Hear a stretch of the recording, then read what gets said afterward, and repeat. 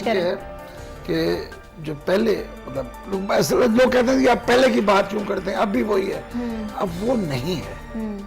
पहले ईदगाह एक होती थी, लोग मस्जिदों में नमाज नहीं पढ़ते थे। अब मस्जिदों में नमाज ईद होती है, अपनी अपनी मस्जिद में।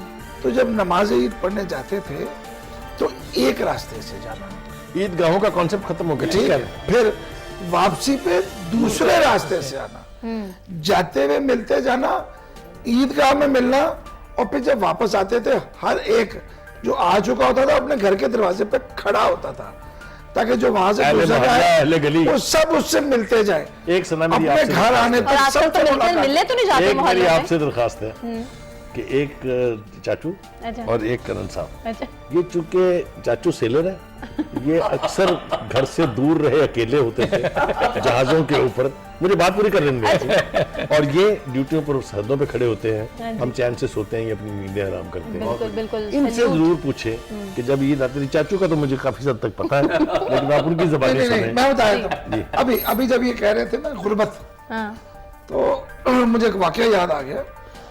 हम कहीं और नहीं, डरबन गए, साउथ अफ्रीका, 1980, जब अभी तक वो तासुब के हवाले से। ऐसे शुरू करना कि जब मैं ऐद शबाब में था, 21 साल मेरी उम्र थी जी। 21 साल। तो जब वहां पहुंचे तो एक शाम को अचानक मैं तैयार होके बाहर निकलने लगा हूं, तो मैंने देखा कि एक बच्चा 12-14 साल का, हमारा जो जहाज के साथ ड्रम लटका हुआ था, वो इसलिए होता है कि बाहर पानी में कुछ ना गिरे, जब खुले समुद्र में जाएंगे तो उसको उल्टा देंगे, उसमें से कुछ चीजें निकाल रहा है। मैं शॉक्ड। मैंने उसको सेलर को बुलाया, मैं क्या कर रहा है? वो सिख था, कहता है खाना निकाल रहा है। मैंने क्या मतलब? कहता है जो कुक ने बचा हुआ खाना इसने डाला है, ये वो निकाल रहा है। मैंने उसको बुलाया बच्चे को, मैं कहा क्या हुआ? कहता है हम लोगों के पास खाना नहीं है, तो ये खाना लेने आया हूं। उस वक्त तक काले वहां पर